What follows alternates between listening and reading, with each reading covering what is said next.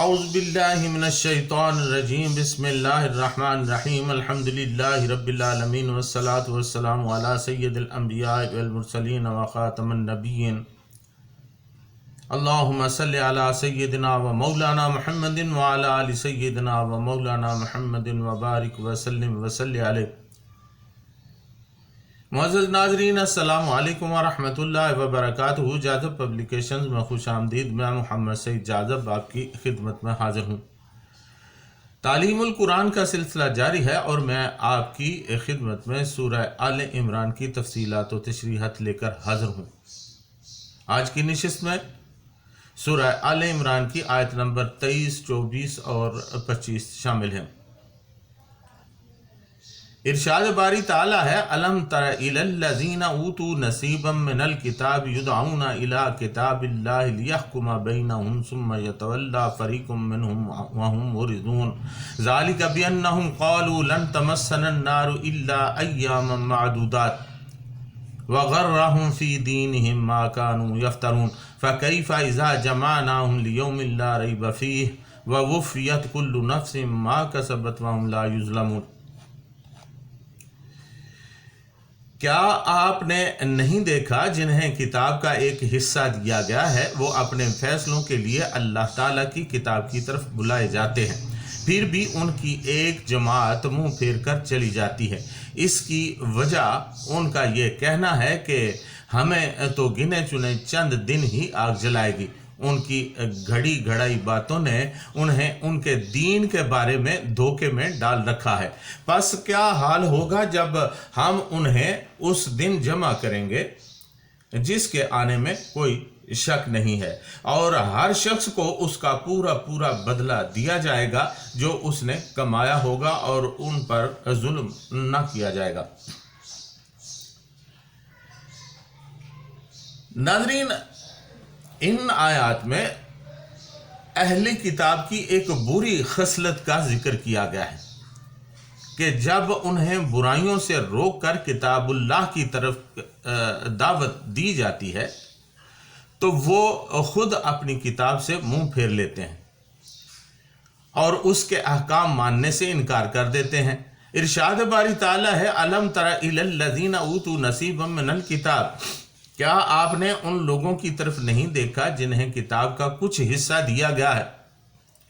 یدعون الی کتاب اللہ، انہیں اللہ کی کتاب کی طرف دعوت دی جاتی ہے، لیحکم بینہم، تاکہ وہ کتاب ان کے درمیان فیصلہ کرے، مگر وہ اس دعوت کو قبول کرنے کی بجائے ثم یتولی فریق منہم، پھر ان میں سے ایک گروہ روگردانی کرتا ہے، وہم معرضون، اور وہ اعراض کرنے والے ہوتے ہیں، اپنی ضد اور ہٹ درمی کی وجہ سے دعوت الی الکتاب کو قبول کرنے کے لیے تیار نہیں ہوتے۔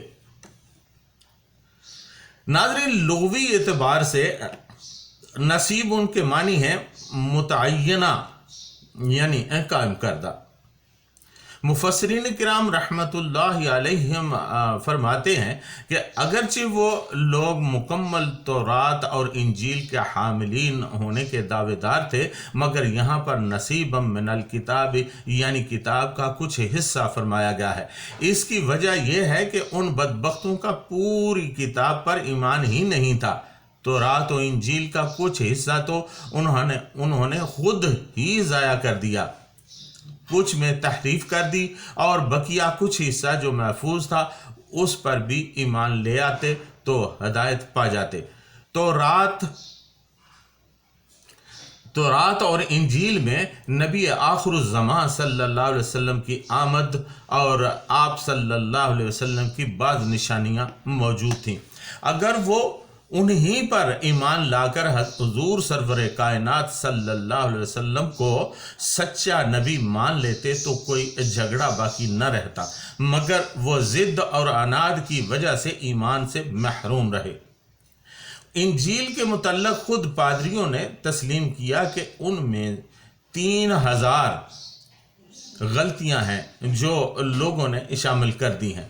اصل کتاب تو عبرانی اور سریانی زبان میں نازل ہوئی تھی، مگر اب دنیا میں اصل نسخہ کہیں نہیں ملتا۔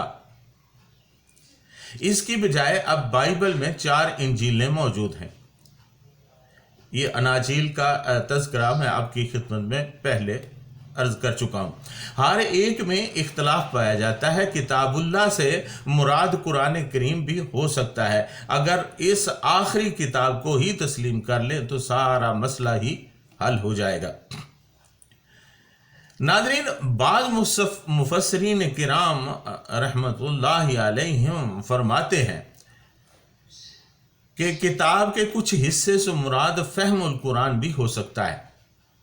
अगर ये मानी लिया जाए तो मकसद ये होगा कि वो लोग जिन्हें किताबुल्लाह का कुछ फ़हम अता किया गया है, ये भी अल्लाह की ख़ास अनायत है कि किसी को दीन की समझ अता कर दे। ये भी एक अजीम नेमत है। हज़रत अली रज़ी अल्लाह ताला अन्हु फरमाते हैं कि हुज़ूर ख़ातमुन नबिय्यीन सल्लल्लाहु अलैहि वसल्लम ने आम मुसलमानों के अलावा हमें कोई ख़ास चीज़ अनायत नहीं की सिवाय इसके कि सफ़र पर जाते हुए चंद अहकाम आप सल्लल्लाहु अलैहि वसल्लम ने दिए थे। वो तहरीरी सूरत में मेरी तलवार की म्यान में रखे हुए थे। ये चंद मसाइल थे जिनमें दियत का मसला और कैदियों को छुड़ाने से मुतल्लक अहकाम थे। फरमाया, एक चीज़ मुझे ख़ास तौर पर अता की गई, व ऊतिया फ़हमुल कुरान, मुझे कुरान की समझ अता की गई जो एक नेमत उज़्मा है।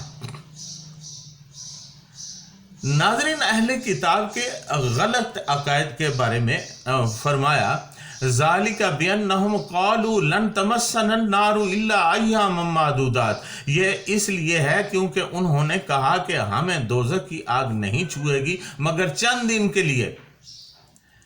बनी इसराइल यानी यहूदियों में ये बातिल अकीदा रासिख हो चुका था कि वो सिर्फ इतने ही दिन दोज़ख में जाएंगे जितने दिन उनके आबाओ अजदाद ने बछड़े की पूजा की थी। इस तरह का एक मजमून पहले सूरह बकरा में आयत नंबर 80 और 111 की तफसील में गुजर चुका है।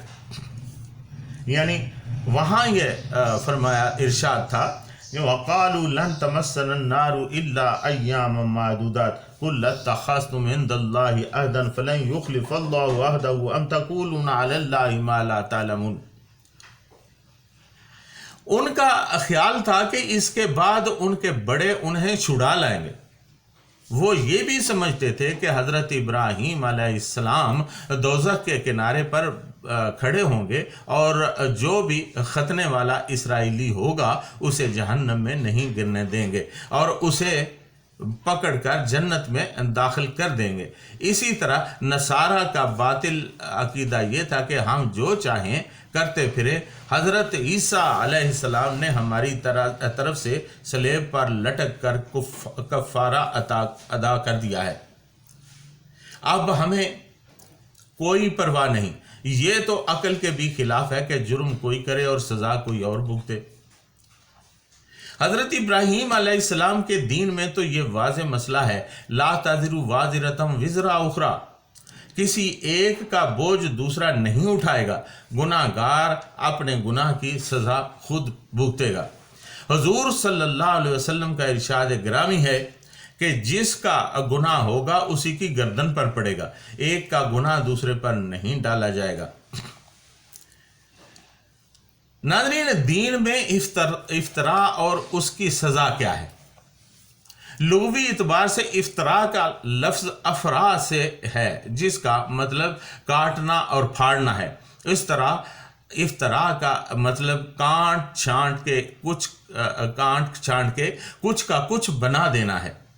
ये इस्लाह और फसाद दोनों के लिए आता है, लेकिन इसका ज़्यादा इस्तेमाल ख़राबी ही के मानों में होता है। अल्लामा राग़िब रहमतुल्लाह अलैह फरमाते हैं कि कुरान करीम में इफ्तरा झूठ, शिर्क और जुल्म के मौके पर इस्तेमाल होता है। वग़र्रहुम फ़ी दीनिहिम मा कानू यफ्तरून, और उनके दीन के मामला में उन्हें फ़रेब में मुब्तला कर दिया था इन बातों ने जो वो गढ़ा करते थे।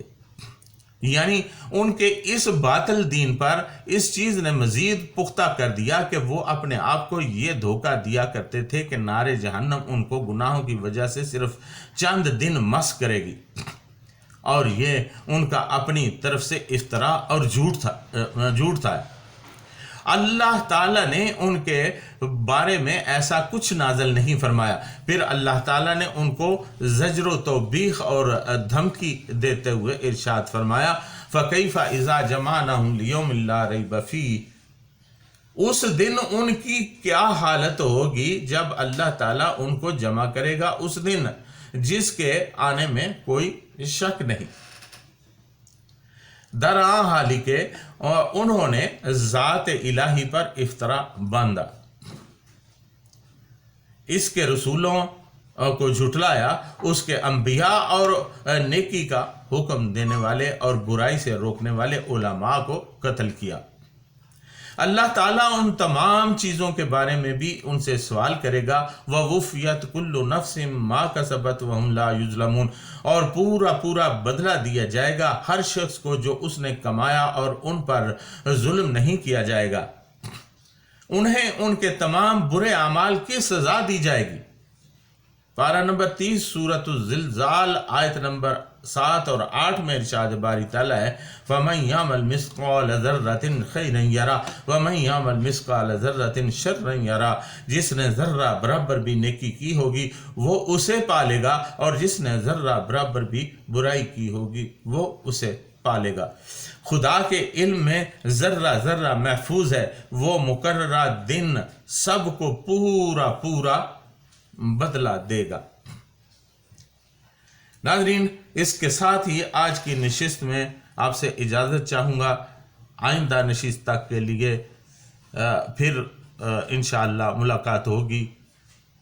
وما علینا الا البلاغ المبین۔